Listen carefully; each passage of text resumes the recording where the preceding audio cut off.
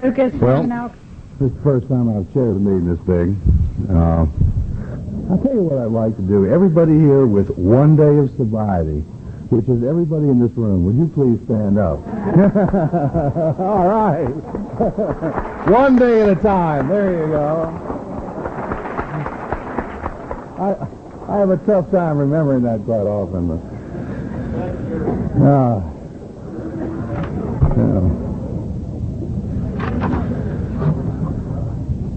There may be some of you who are not familiar with our tradition of personal anonymity at the public level.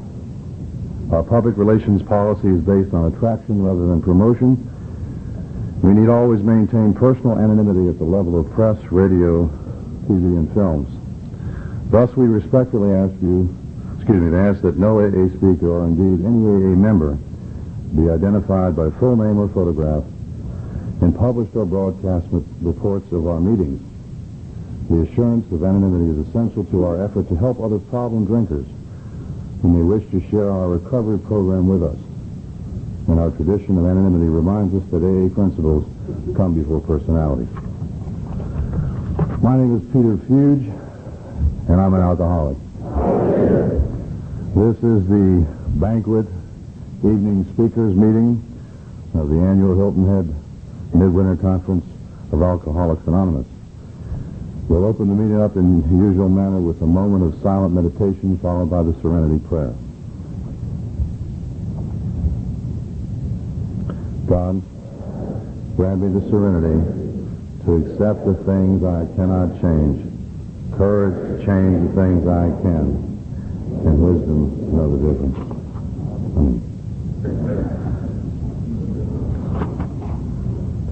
Alcoholics Anonymous is a fellowship of men and women who share their experience, strength, and hope with each other that they may solve their common problem and help others to recover from alcoholism.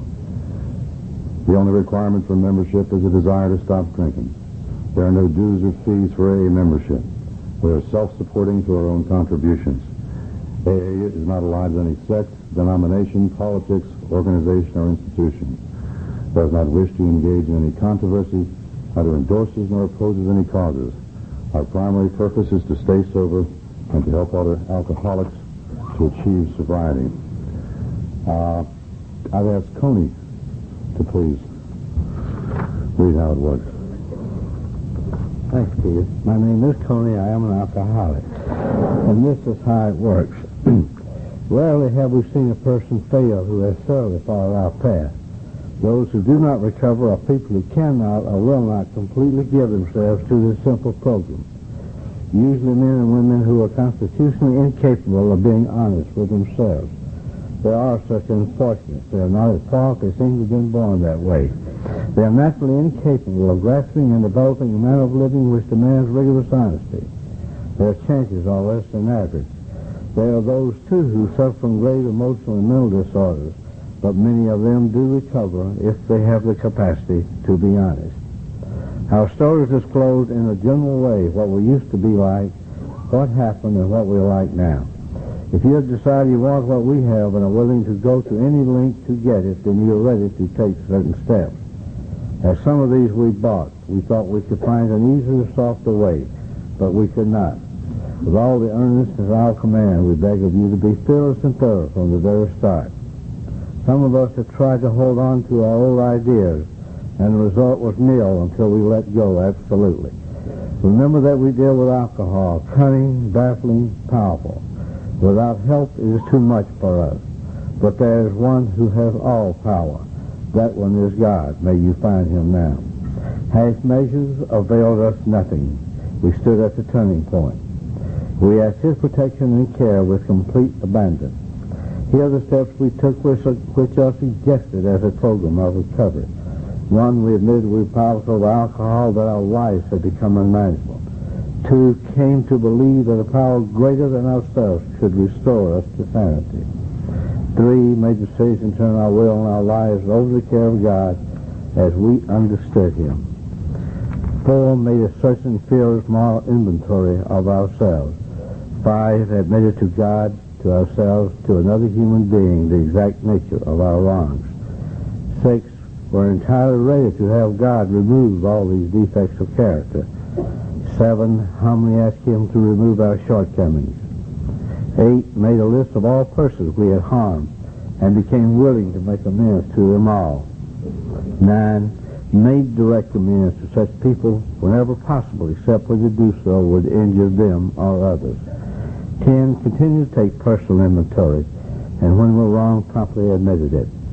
11, sought through prayer and meditation to improve our conscious contact with God as we understood Him, praying only for knowledge of His will for us and the power to carry that out.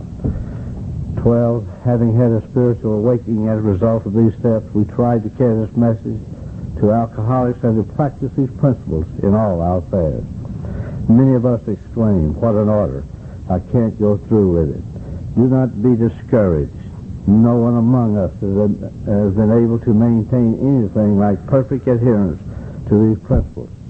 We are not saints. The point is, we're willing to grow along spiritual lines. The principles we have set down are guides to progress. We claim spiritual progress rather than spiritual perfection. Our description of the alcoholic, the chapter to the agnostic, and our personal adventures before and after make clear 3 pertinent ideas. A, that we were alcoholic and could not manage our own lives. B, that probably no human power could ever relieve our alcoholism. C, that God could and would if He was sought. Thank you, Peter. Thank you very much, Tony.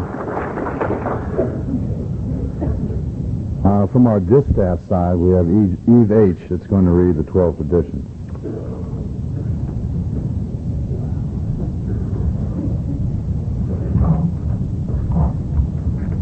My name is Eve, and I am an alcoholic. The 12th editions of Alcoholics Anonymous. Our common welfare should come first. Personal recovery depends upon AA unity. For our group purpose, there is but one ultimate authority, a loving God as He may express Himself in our group conscience. Our leaders are but trusted servants. They do not govern. 3. The only requirement for AA membership is a desire to stop drinking. 4. Each group should be autonomous except in matters affecting other groups or AA as a whole. 5. Each group has but one primary purpose, to carry the message to the alcoholic who still suffers. 6. An AA group ought never endorse, finance, or lend the AA name to any related facility or outside enterprise, lest problems of money, property, and prestige divert us from our primary purpose. 7. Every AA group ought to be fully self-supporting, declining outside contributions. 8. Alcoholics Anonymous should remain forever non-professional, but our service centers may employ special workers. 9. AA as such ought never be organized, but we may create service boards or committees directly responsible to those they serve. 10.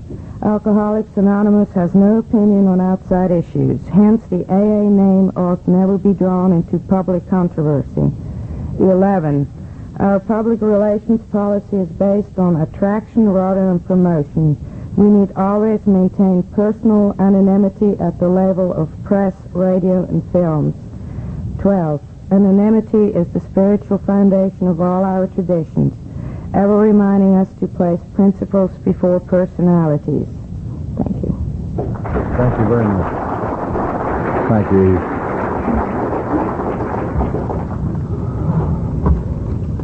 See if I forgot anything here. I haven't. They've got a checklist for me, so I don't. Well, thanks to you, I made a new friend. And Friday night I got to meet our speaker, and we had dinner together. And we have a lot of similarities. He's Irish, I'm Irish, and, you know, it just goes on and on and on. And I talked to him, and I said, Ray, you've spoken at a lot of these banquets, and what sort of introduction would you like? And he looked at me and he said, I want it short, because remember now, you're going to be down there for an hour, and I'm going to be up here for an hour. And if you go into some long, drawn-out introduction, then I'm going to get you. So, without further ado, Mr. Ray O'Keefe from the Miami Men's Club.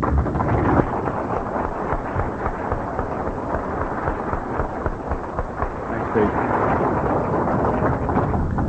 My name's Ray O'Keefe. I'm an alcoholic and a member of the Miami Men's Group. Good to be with you. I've been in Alcoholics Anonymous a long time. You can tell by looking at me I've been somewhere for a long time. And I'm happy to be in this room. There's a lot of people here that I've met before. Some of my friends are here from New York and from Connecticut and places around. And my friend Michael and Bob are here from London, England, where I sold them a few years ago my Spiritual Awakening franchise, and they've been doing well with that. And I have the pleasure of listening again to Martha and Rod, and Sue is here, all the Al-Anon ladies. I didn't know there'd be so many Al-Anon women at this meeting, because I thought they'd all be over in Beaufort, where this weekend they're having a very, very important meeting of the Al-Anon family groups. It's being held in the mother church of all Al-Anon, the Church of Our Lady of Perpetual Revenge.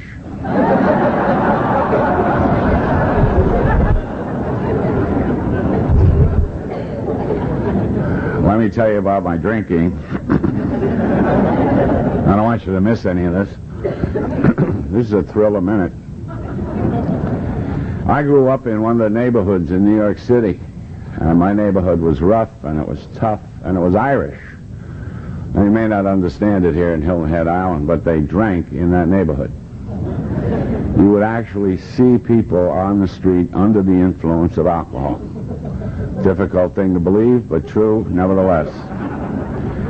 And if you looked at where I lived, you'd see a little drinking. My mother, the widow O'Keefe, was known to take a drink from time to time. And when the pressure got on, Kitty would go for the light wines and the spirits, and something would fly, usually one of the children.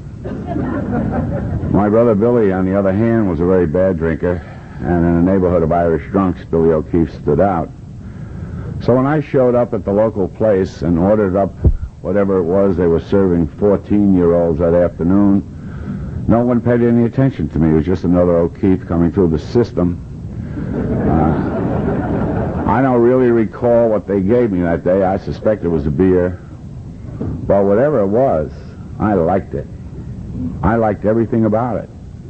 I liked the way it looked. And I liked the way it smelled. And I liked the way it tasted. And I liked what it did for my head. And I liked the noise and the smoke and the confusion. And I liked the Irish music and the fistfights. I liked the bullshit. That's what I really liked. And I spent the next 20 years pursuing it. I was going through the parochial school system, in a manner of speaking, and I got into all the difficulties you might imagine a young man would get into trying to go through that system drunk.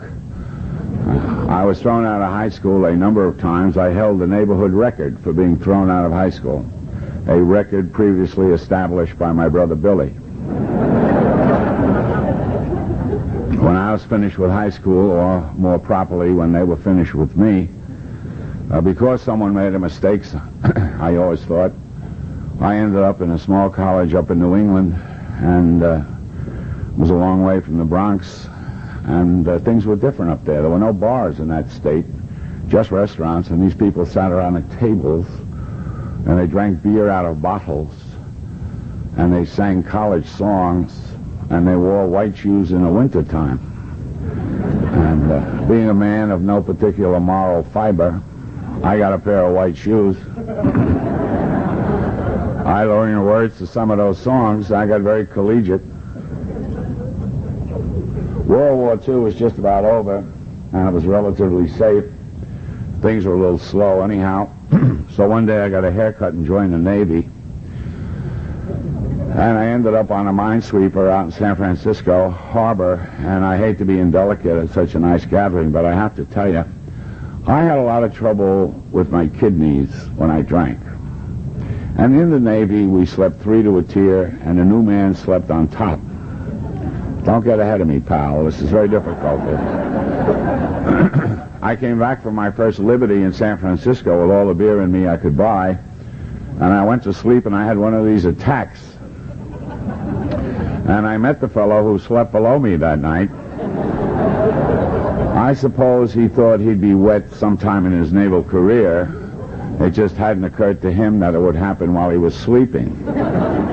I was immediately transferred to a lower bunk. The rest of my naval career was undistinguished, and I came back home some years later, undecorated, unhonored, and unloved. And everything was under control in the neighborhood. The widow was out in the weeds somewhere. My brother Billy was absent without leave from the New York City Police Department, having invited a citizen off a 5-story roof. The citizen bounced and lived to identify the Irish cop. My brother Billy went west and went to a more peaceful line of work. He went back in the Marine Corps. The government was giving veterans $20 a week for 52 weeks. I qualified for a few checks. I gravitated to the local joint. I took up the game of shuffleboard, and I was planning a life of petty crime with some of my boyhood companions when I had one of those clear thoughts that float through from time to time. I remembered that I'd been to college.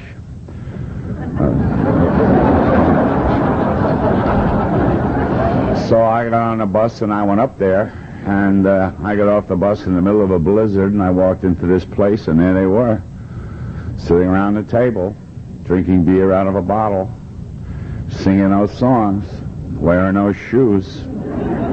So I got another pair of shoes, and now a grateful government was sending me a check every month.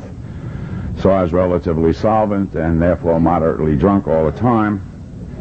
One day I was staying around the campus in my usual condition, and I noticed a list of names on the bulletin board of people who were qualified to graduate, and my name was on the list. And that was excellent news. I thought I had another year to go.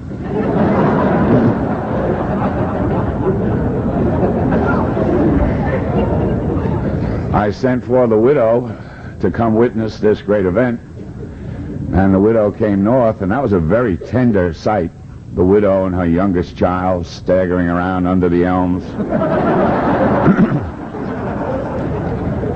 Some years later, I served as a trustee of that school. I go to meetings, and they were still talking about my mother. It's not so often in the state of Vermont they see a little old lady get off a train drunk at 9 o'clock in the morning. When I got back to the neighborhood, everything was just quiet there. My uncles, who ran the family, had voted unanimously that I become a New York City policeman, and I told them I didn't want to do that. I had my own plans, and I had received a scholarship to law school, and I told them I'd be unemployed for the next several years, and that was received with mixed emotions. So I took off for law school, and that was a surprise. I didn't know anything about lawyers or law school. We did not have any lawyers in my neighborhood. We had cops and we had priests. We really didn't need any lawyers. I hate to be disloyal to the profession that's made Pete here a wealthy man. But I have to tell you, when I got to law school, I found I was in the company of the greatest collection of stiffs that had ever assembled under one roof. These guys were deadly, and they all had on a blue suit and they wore eyeglasses.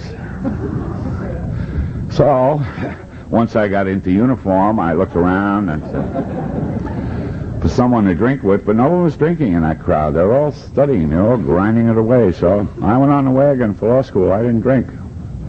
And I became the biggest grind they ever had in that place. And the result of all of that was, when I came out of school, I had done well, and I was taken into a large, white, Anglo-Saxon, Protestant, Wall Street law firm.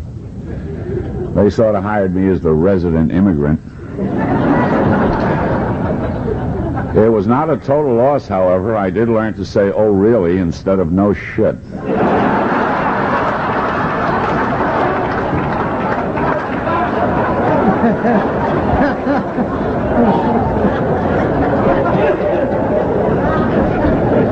I'm just beginning to appreciate how bad you are. My superiors there determined that I should be trained as a trial lawyer, and so I was sent up to the courthouse in New York City to learn my trade. And I wasn't in the courthouse very long when I discovered that all the really smart people were in a saloon across the street. So I moved my office into the saloon, and I learned to drink in a more civilized, a more genteel fashion.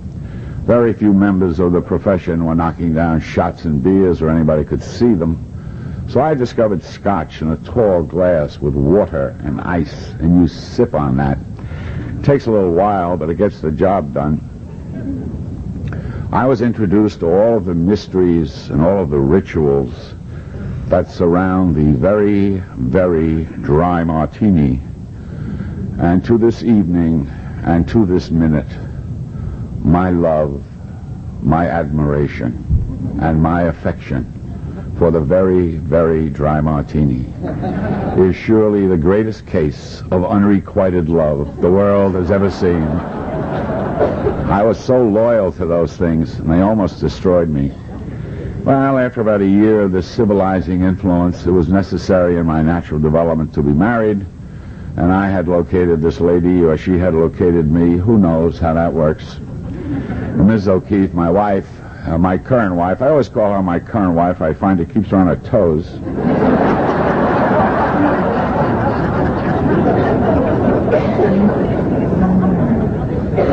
Ms. O'Keefe is from a totally different background than mine. She was raised in a very nice home with devoted parents and servants and a fence and a dog. In a word, her family had a buck. And I drank a lot in those days, but I knew what was going on. I will not burden you with the details of my wedding day, but I assure you that when the O'Keefes from the South Bronx hit the Westchester Country Club, they set a few records. There was only one fight. It was not a very good fight. My Uncle Bernie hit a waiter. After that, we settled down and set up housekeeping, and Ms. O'Keefe then began to produce children in a rather boring and monotonous fashion, and with the regularity that is known only to the devout Roman Catholic. And after about the second of these events, I received a phone call to report to the dean of the law school I had attended, and I went to see the dean, and he appointed me to the faculty, and I became Professor O'Keefe, and I responded to that appointment with great alacrity. And there I was, the boy professor, and I knew that I drank a great deal, and I knew that I couldn't do both, so I resolved that I would control my drinking. I was then 27, I think, when I determined that I'd have to control my drinking. And I did for about 3 months, and I never was very successful at it.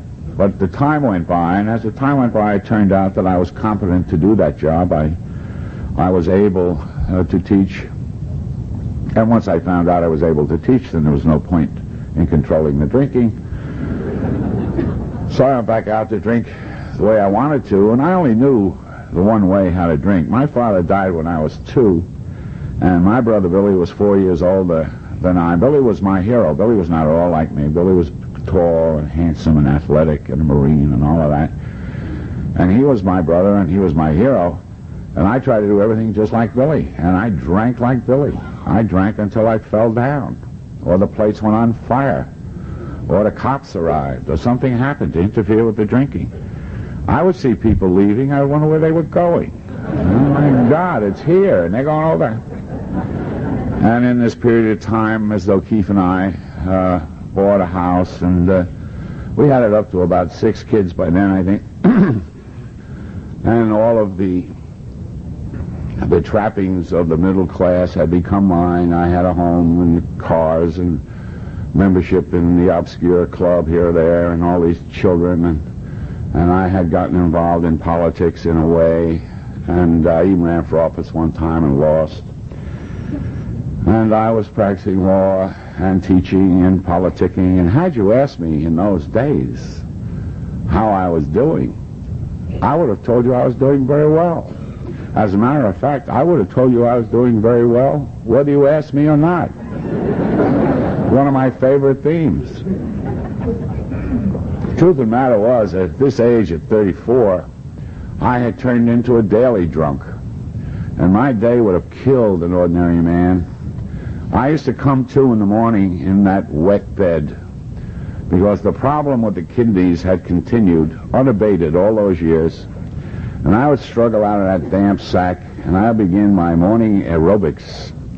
My aerobics were performed kneeling on the floor of a bathroom with my head in a bowl. And I would have all the water running, the water in the shower, and the water in the tub, and the water in the sink, because I did not want Mrs. O'Keefe and all those little O'Keefes to know that Professor O'Keefe was dying. I would struggle downstairs in my sincere blue suit, carrying over my shoulder, much like Santa Claus, a sack of wet laundry, because Mrs. O'Keefe told me that the diaper service was for the children. And she did not think that a lady of her extreme breeding ought to do the wash of a 34-year-old bedwetter. If you can imagine a man of my stature in the community starting off each morning with a load of wash. But once I got my wash out of the way, help was at hand. I used to keep a quart of vodka in the refrigerator. My children call that Daddy's juice. And I would take a few bangs on Daddy's juice, and then the question was, would I throw up in front of all these people? I knew if I lit up a cigarette, it was all over. I would take a train into New York, and sooner or later I'd arrive at Grand Central. And for those of you who do not understand New York City, Grand Central is not really a railroad terminal. It is, as my friend Peter knows, a collection of saloons that are connected by tunnels. And I would tear around the tunnels and pop up here or there like a mole and do a repair job. And then I'd head for that imposing institution at the law school. And as soon as I got there, my first thought was, how do I get out of here? And I'd get out and I'd tear across town and steal every morning. I would steal money from a law firm's petty cash, and then I'd be in business, and I'd go down to the bar by the courthouse where I really belonged. And then I'd buy a drink, and they'd buy a drink, and the bartender would buy a drink, and we'd all buy a drink. It was marvelous, and I had it figured out in some wonderful alcoholic way that I was particularly brilliant at 2 o'clock, so I'd schedule all my classes for 2 o'clock, and I'd tear up there and shortchange those poor law students who had come to sit at my feet, and then I'd get out of there as soon as possible and tear over to Grand Central to commute.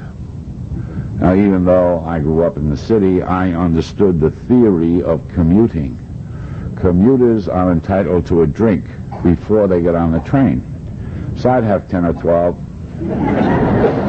and I'd get on a train going north. It didn't have to go to Larchmont where I lived. North was good enough for me.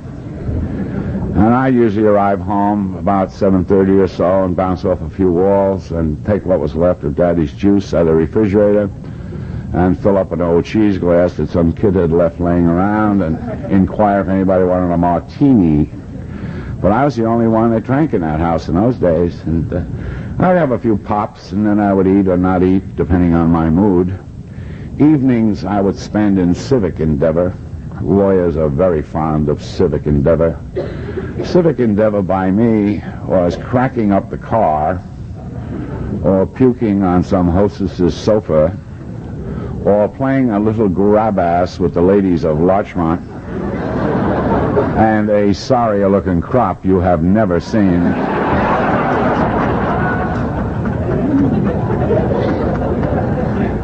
Most nights I would just stay home and vegetate, and I would watch television with one eye like this, watch the television, try to get those sets to come together. And I'd be watching the television with one eye and drinking, and I would go through all the programming and through the news and on into the morning, drinking and watching with one eye. And finally, my big moment would come when they played the national anthem.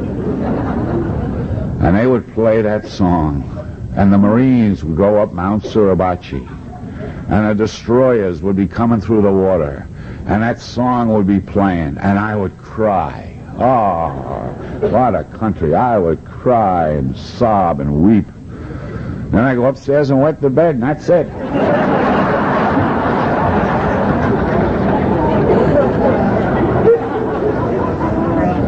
I was a great leaker. I leaked from all ends. Well, as anybody who ever been married can tell you, while all of this was going on, Mrs. O'Keefe was not entirely silent. From time to time, she would have the temerity to suggest that there was something radically wrong with the way that I drank. But I'd pay no attention to her. Why should I? First of all, she is my wife. How much can she know? Secondly, she is not an attorney, and I would remember that and tell her that. And then I would explain to her, because she's fairly dim, I would explain to her the relativity of drinking, which is to say that some people drink more than other people. And on a relative scale, I would tell her, I'm not such a big drinker. As a matter of fact, I don't drink as much as my mother. And she would say, nobody drinks as much. Oh. And then she had offended mother. I'd have to leave for a few days. I'd go over and see Mom, you know. Can I get some? Well, all of this drove her nuts, and she betook herself to her physician, who, as you might imagine, is an obstetrician. And he could not discover anything the matter with her until she told him that she lived with a drunk. And this explained things to him, and he sent her home to me with a message. And the message she brought me was that her doctor, the obstetrician, had diagnosed her husband, the law professor, as an alcoholic. Oh, I was very upset to get this message.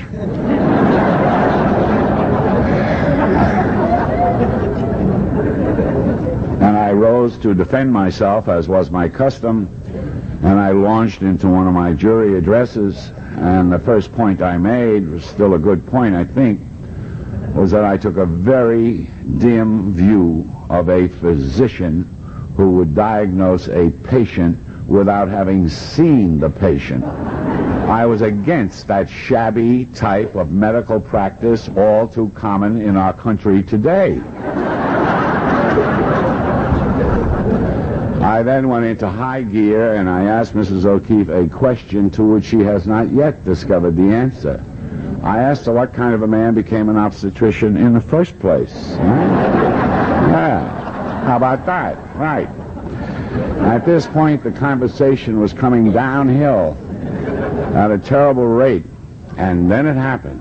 I don't know how this happened. It happened. I cannot explain to you how it happened. I can explain many, many other things to you, and I probably will in the second or third hour of this terrific talk I'm giving here.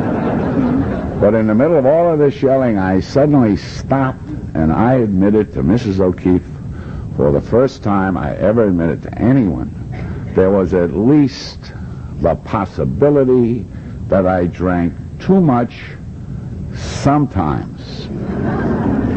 This was a very serious tactical error. 3 days later, I was in a mental institution in Stamford, Connecticut, and I was only there a matter of moments when I noticed a very serious architectural deficiency in the building. There was no doorknob on my side of the door. They had sandbagged the old professor, and I was overcome with great feelings of outrage and self-pity, because in addition to everything else bad that was going on, it happened also to be the occasion of my 35th birthday. And I mentioned this to a man in a white coat who was passing through, and I very carefully explained to that cretin that on that very day I had attained age 35, and therefore, under the Constitution of the United States of America, I was eligible for the office of president.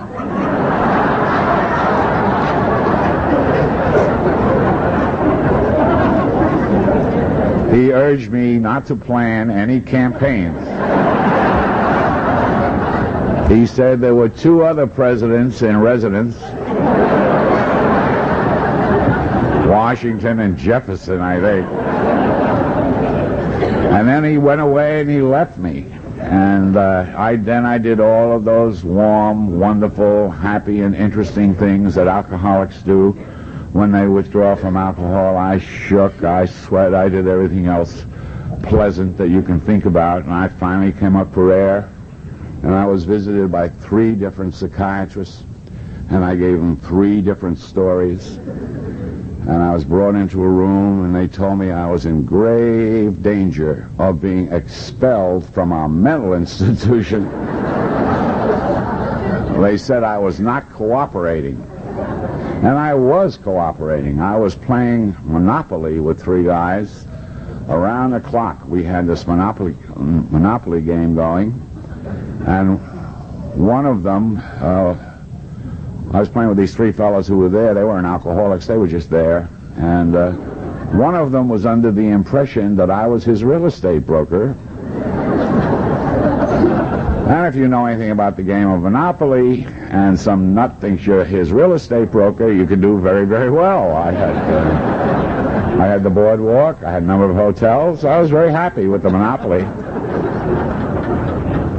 I was into the Monopoly marathon about the 2nd day, and they said I had a visitor, and I didn't know what that would be, so I went into my large executive-type padded cell, and I waited for the visitor, and through that door came this very imposing man, and he announced that he was from the Darien, Connecticut group of Alcoholics Anonymous, that the hospital had given up on me and had asked him to speak to me of our program. And I immediately reverted to my origins because I was up and at him, and I almost had him by the throat.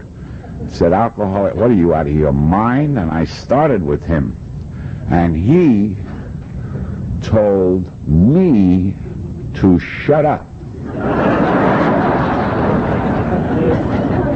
Really. I immediately forgave him, because I knew that they had neglected to tell him who I was. So I began to tell him who I was. He told me to sit down and to shut up and to listen to him. Well, he was an imposing-looking man, and I was not a well person. And so for the first time in 35 years, I sat, and he began to explain to me, as we are instructed in the book Alcoholics Anonymous, what his life had been like, how he had come to this program, and what life had been for him since.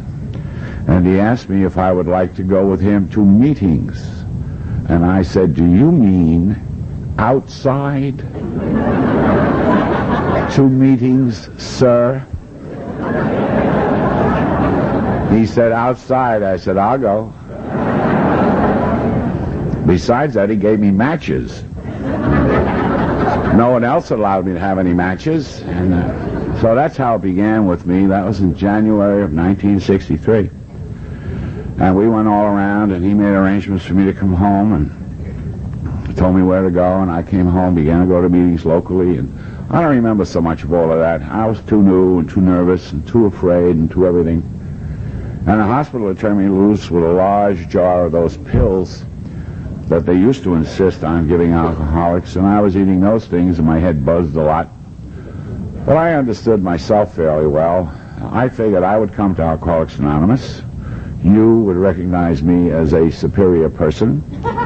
You would elect me your president. I was president of everything I ever joined. I was president of every class and organization there was. And I would serve a term as your president, and then that would be the end of that. It didn't work out. should come as no surprise to you, although it was a terrible blow to me, to find that I only lasted 10 months and then I was drunk again. And I was drunk with a great difference, because I had turned away from the power of the program of Alcoholics Anonymous. And I was to stay drunk for a period of time. And I won't bring you through that because it takes too long and it still makes me extremely nervous when I think about it. But let me just indicate to you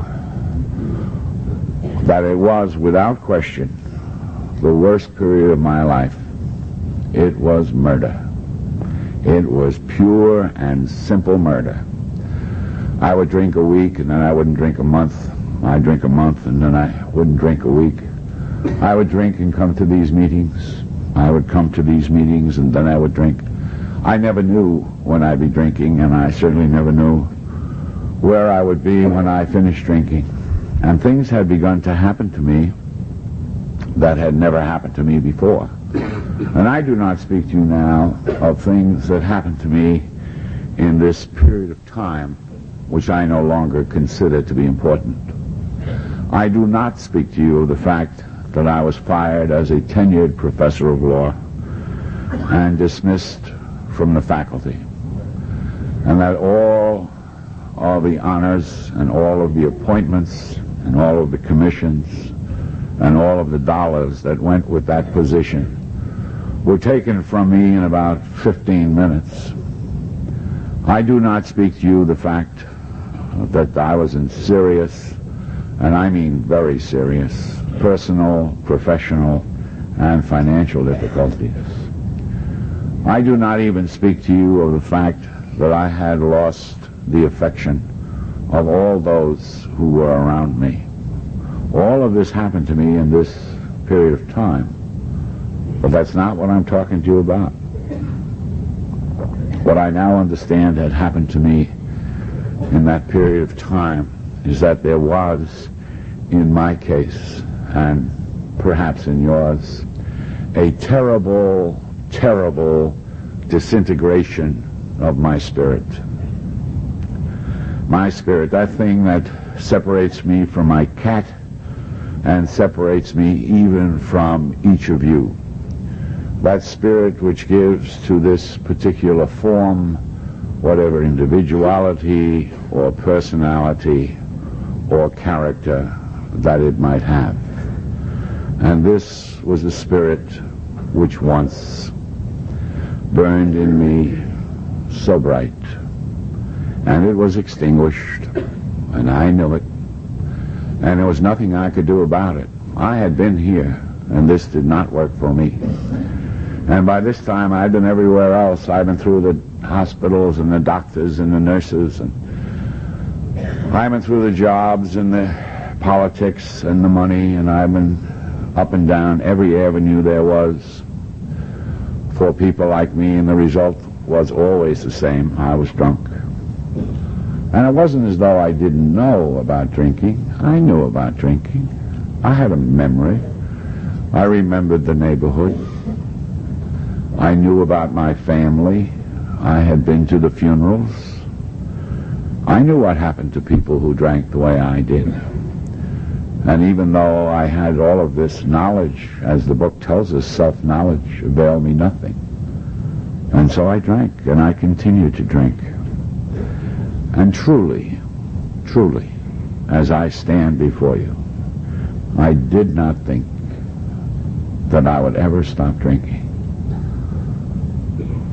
But my time came one day. One day, my time came. And I don't know any more about this than you do. But it seems to me that there is a time for all of us. And it seems to me that there is a time for each of us. I say to you that there is a line somewhere beyond which we are simply not permitted to go. And I say to you that there is a point somewhere below which we are simply not permitted to sink. And it seems to me that there is a level of pain somewhere beyond which no human is required to endure. I don't know where this line is for you. I only know what happened to me. And this is a personal and an individual thing. And I think it is different in each case. And for some, it may be death. And that's the way it was for my brother Billy. They called one night from the Veterans Hospital in Minneapolis, and the man told me that my brother was dead of alcoholism, and that he had died in the Veterans Hospital where they had taken him when he had collapsed on the skid row of Minneapolis. And so my brother and my hero died the way alcoholics oftentimes do, without friends, without family. And he was a long, long way from our neighborhood. But my brother Billy doesn't drink anymore. And that's what happened to him. And for other people it can be something very trivial. But the line is there somewhere. And we all come to it in our own time and in our own way. But we come to it. We must. And I arrived on a day wasn't much different from so many other days. I was 2 or 3 days away from a drink. I was in this place where I had gotten a job. I was nervous. I was thirsty.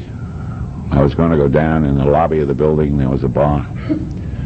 But I was given the great grace to call a long-time friend of mine and a long-time member of this program.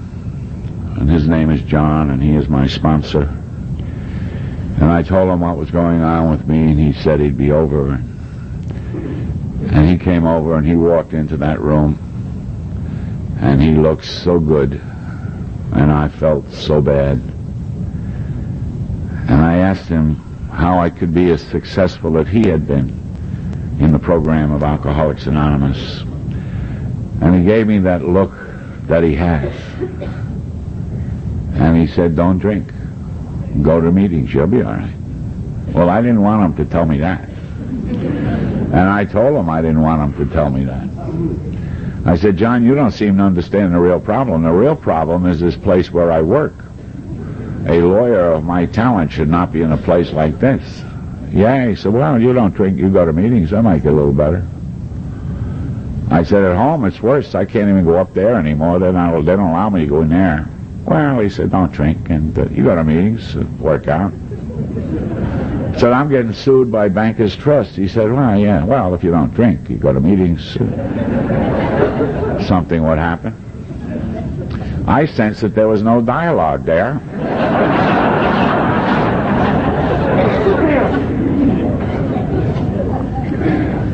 I've never been as able to be as good a sponsor as my sponsor was to me. He was something. I would say to him, I don't feel good. He'd say, well, this may be as good as you'll ever feel.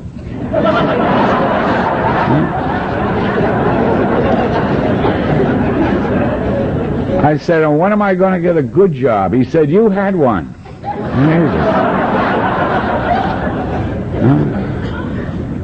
I say, I'm very, very nervous. He'd say, hang on. I say, how do you hang on? He'd say, let go.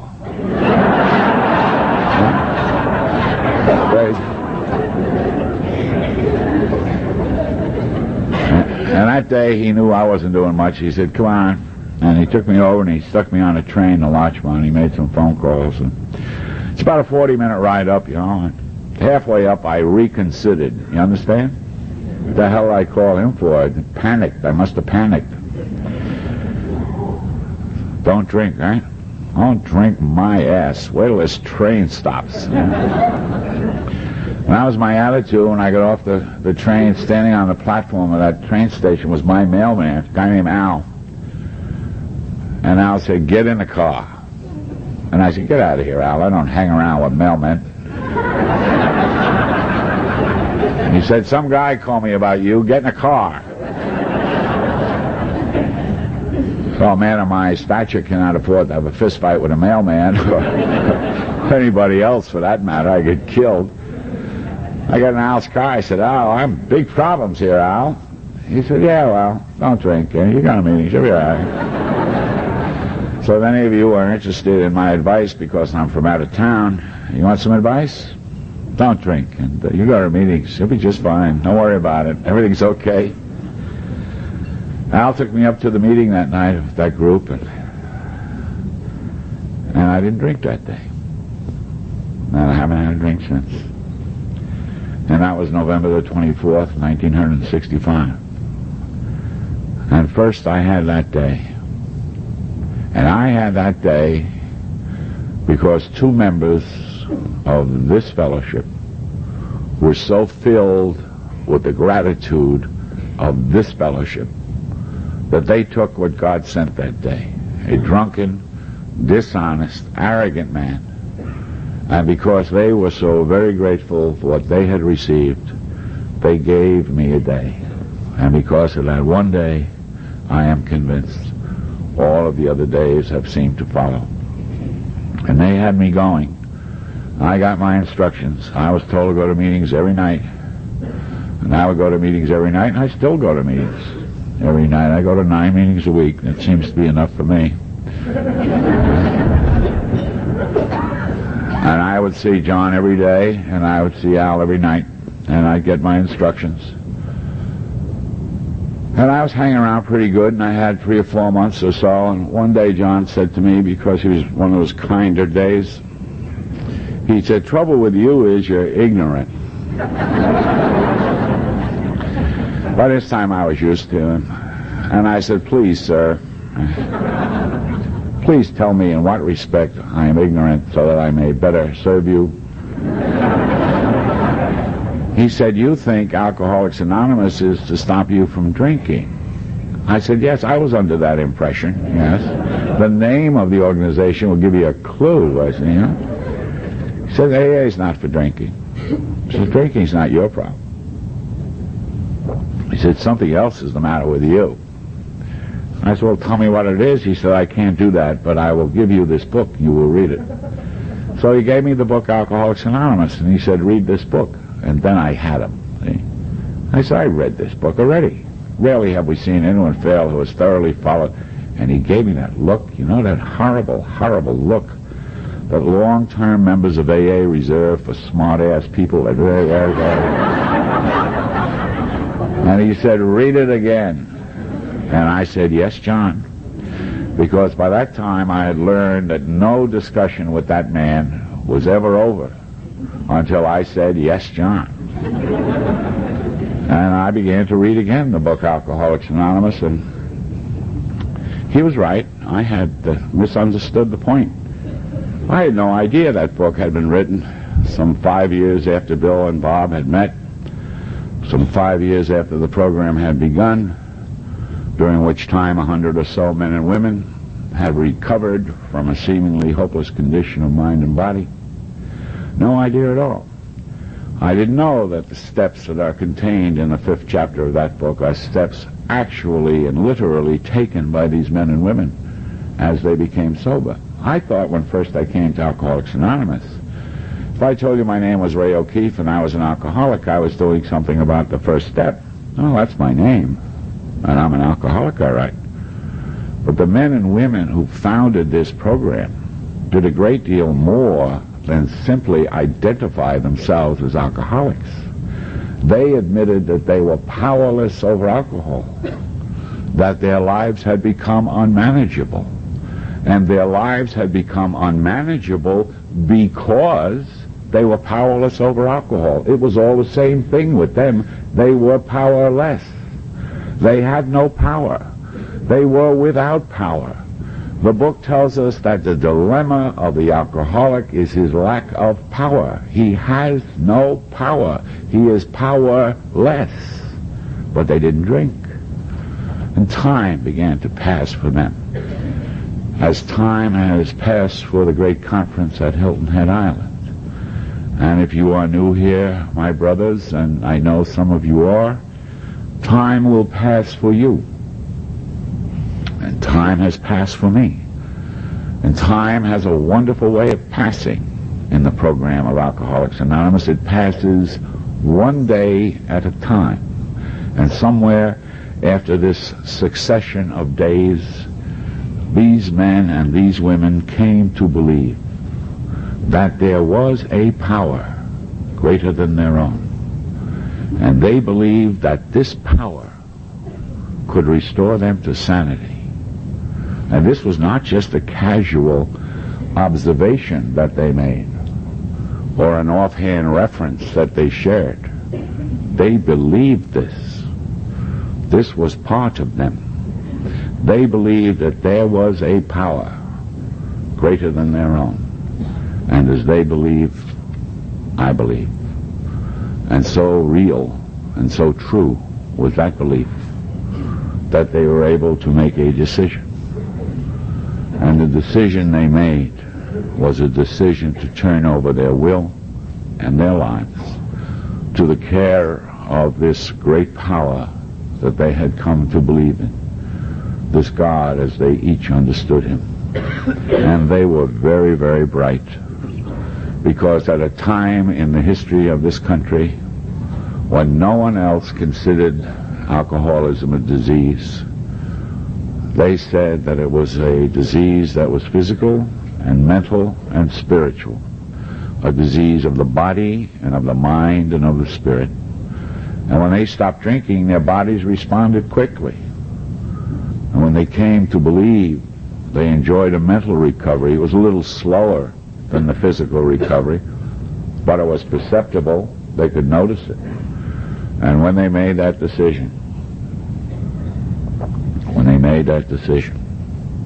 that was the key that opened the door.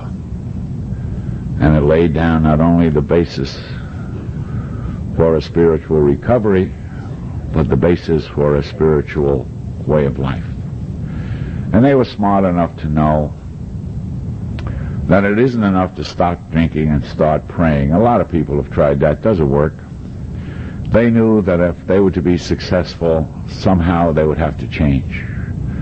And in order to effect this change in themselves, they began a searching and a fearless moral inventory of themselves. They could be searching because by now they were relatively clear. They could become fearless because they made a decision to put their life into the care of the God of their understanding. Imagine an alcoholic without fear. That's impossible. It embarrasses me to tell you that the ruling emotion of my life when I drank was fear. For all of those years, the great man and the boy professor was afraid most of the time. This program takes care of that. And when they were finished with that inventory, they had admitted it to themselves and to the God of their understanding. So great was the love and the affection of these people one for the other, even as I observed the love and affection of you people one for the other, that they were able to take this inventory and share it with someone else. It was a great relief for me to show this to my sponsor and have him explain to me the exact nature of my wrongs. I really wasn't clear on that until he did it for me. And then they developed an attitude which came hard for me. They became entirely ready to have God remove all their defects of character. And with compelling logic, they went to this great power that they had come to believe in. And they asked him, please, humbly, to take away their defects of character. And they asked their Creator to take from them everything which stood in the way of being useful to him and to the people around them. They asked their Creator to take everything, the good and the bad. And things began to happen for people. And things have happened for me.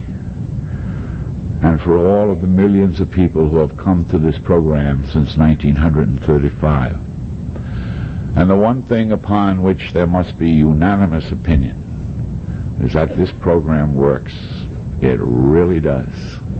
And if anyone had ever any doubt of that at all they would have to do would be to come here to this conference tonight at this minute and just look in through the door. And there is proof beyond abundance that this program really works. Now they knew, these people who are our founders, they knew that they had not come here alone. They knew that in every life there was a certain amount of wreckage. And so they wrote a list of everybody they had ever harmed. And they became willing to make amends to everyone on the list. And you may recall that our book tells us Dr. Bob spent his first day in Alcoholics Anonymous. If you recall, he came home late that night, and Bill asked him where he'd been, and he said he was out mending fences. It was his first day when he began to stop drinking, and he was making amends. And I don't think we should wait very long in our programs to do all of the things that are expected of us, especially when the rewards are so great. You will recall with me what they tell us happens to us when we have completed our 9th step. It says that if we are painstaking about this phase of our development, we will be amazed before we are halfway through. We are going to know a new freedom and a new happiness. We will not regret the past or wish to shut the door upon it. We will comprehend the word serenity, and we will know peace. No matter how far down the scale we have gone, we will see how our experience will benefit others. That feeling of uselessness and self-pity will disappear. We will lose interest in selfish things and gain interest in our fellows. Self-seeking will slip away. Fear of people and of economic insecurity will leave us. We will intuitively know how to handle situations which used to baffle us. We will suddenly realize that God is doing for us all of the things that we could not do for ourselves. Are these extravagant promises? We think not. They are happening to us, sometimes quickly, sometimes slowly. They will always materialize if we work for them. And I'm here to report to you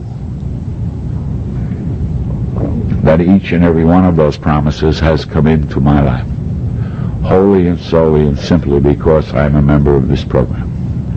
And by this time, these men and women were fairly sober people. And the book says that they had ceased fighting anyone or anything. And there had been a restoration to sanity. And they realized that what had been given to them was something very, very precious. And so they resolved to maintain it. And in order to maintain it, they continued to take personal inventory. When they were wrong, they promptly admitted they were wrong. They knew they could not be resentful or hateful. They knew if they were hateful, they would drink. And if they drank, they would surely die. And then, so great, so true, and so real was their reliance upon a power greater than their own. But they sought to improve their conscious contact with God. And they did that by prayer and by meditation. They meditated. They gave thought to their condition. They considered who they were and what they were. And they engaged in a very excellent form of meditation. It is the form of meditation in which you are now engaged. They listened. They listened on the odd chance that this power that they had come to believe in would speak to them. And this power that they had come to believe in did speak to them in their groups, at their meetings. And they prayed, brothers. They prayed. No one needs a sermon from me on the value of prayer.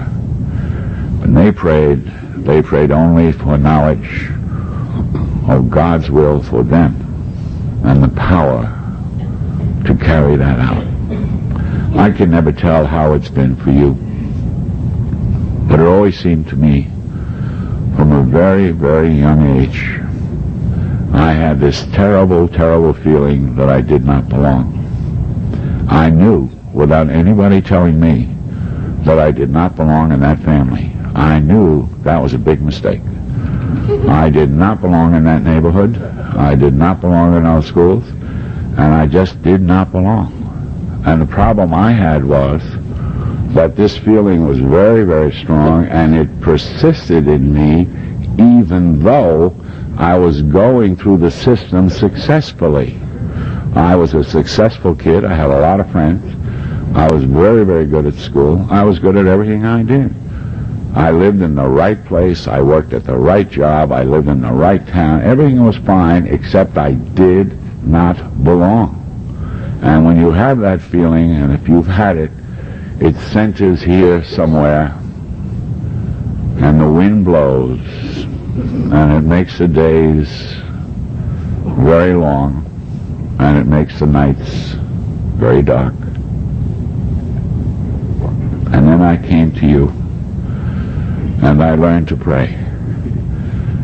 And in the 12 and 12, they tell us in the last paragraph of the chapter on prayer that perhaps one of the greatest benefits of prayer is the sense of belonging that comes to us. We are no longer lost or alone or frightened or purposeless. That despite all of the evidence in the world around us in purely material affairs, we understand that a loving God watches over us. And we know that when we draw near to Him, all will be well with us here and hereafter. And I can report to you that that sense of belonging has come to me.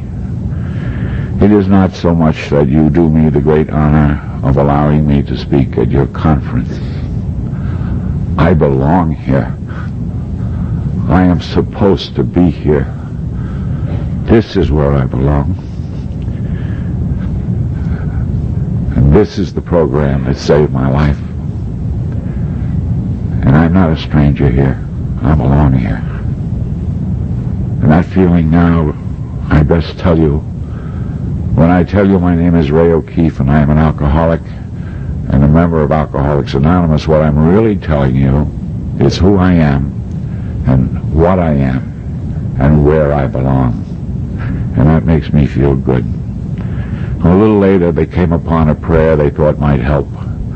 And you and I have already prayed that prayer tonight together. And they prayed for themselves, but all they asked was peace of mind. And so they asked God to grant them the serenity to accept the things they could not change. And they did change. Something happened to these men and women. Something has happened to me. Something happens to everyone who comes here. There was a great difference in their lives. There is a great difference between being drunk and being sober. There was a great conversion of their values and a great substitution of their standards. And this difference, the difference between being drunk and being sober, they termed a spiritual awakening.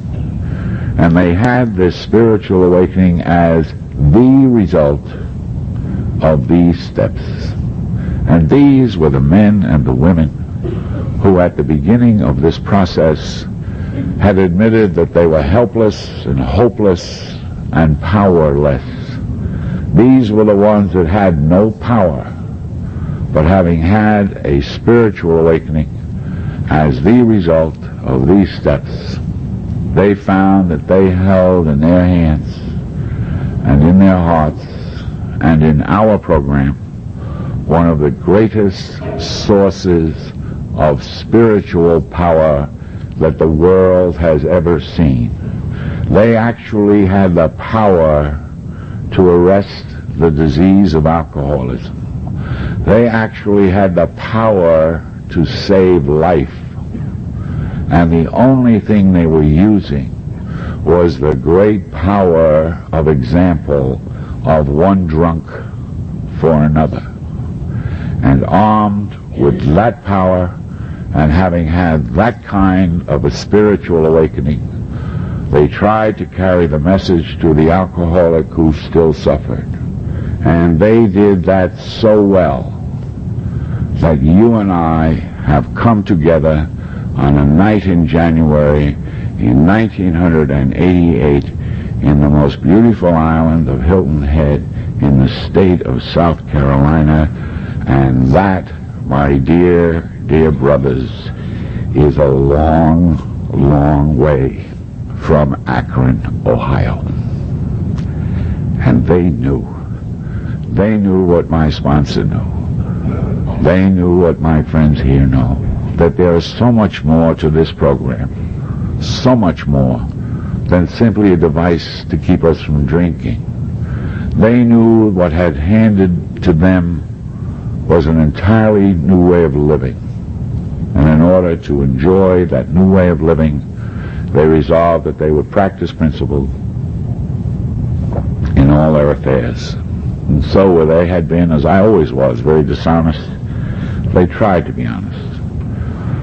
Where they had been, as I always was, very arrogant, they tried not to be so arrogant. Happily for me and for us all, they said we were not saints. They said this is not a program of spiritual perfection. It is a program of spiritual progress. And my sponsor has instructed me, and so I believe, that I can progress in the program if I don't drink and I go to the meetings. I could keep you forever and tell you of all of the good things that have happened to me since I have become sober. But I would not keep you that long. I want to get at that ice cream. Just let me tell you that everything, every single thing that alcoholism took from me, every position, every honor, every title, and every dollar, the program of Alcoholics Anonymous has returned to me in a way which I do not understand and I'm not worried about. Every single position, honor, title, and dollar has come back and put it right in place. It's an amazing, amazing program. And to show you where the O'Keeffes are at this point, I bring you the warm and the fraternal greetings of 7 of my children who are members of Alcoholics Anonymous.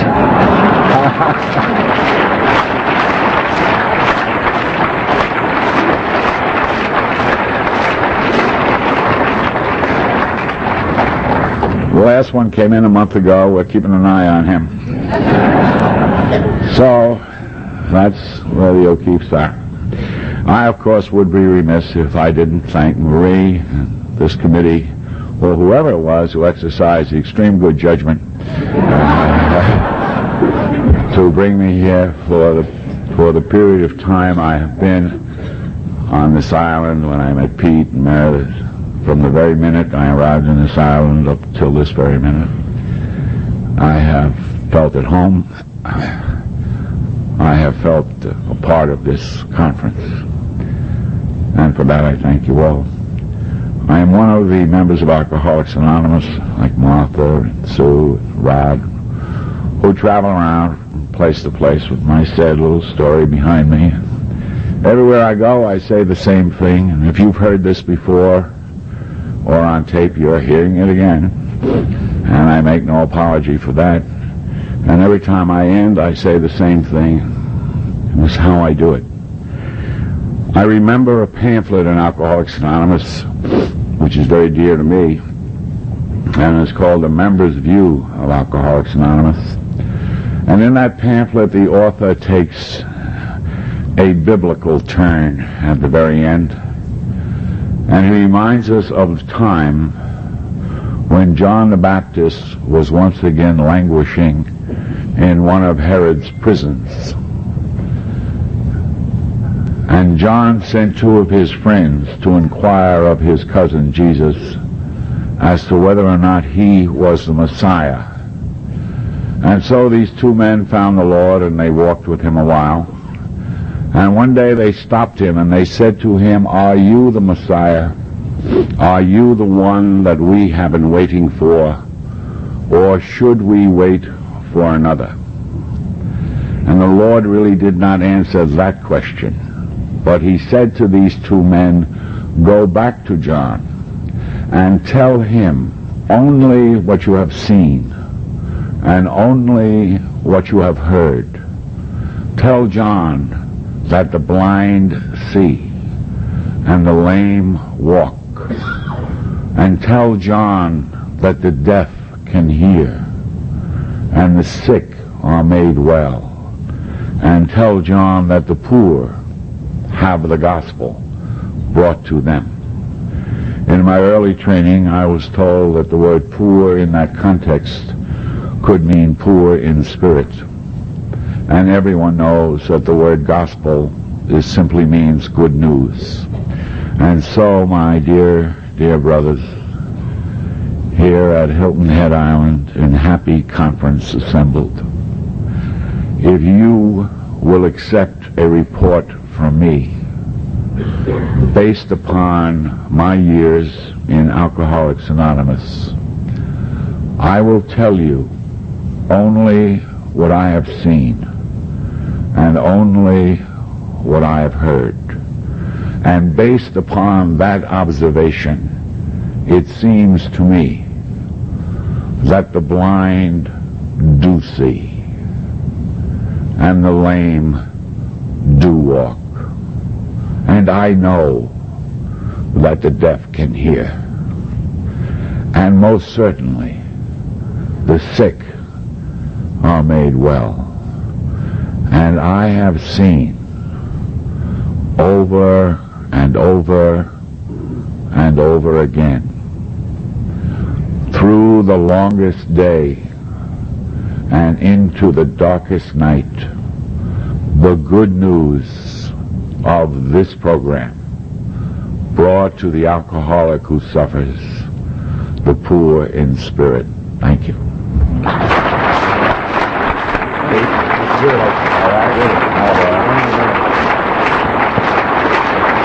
All right.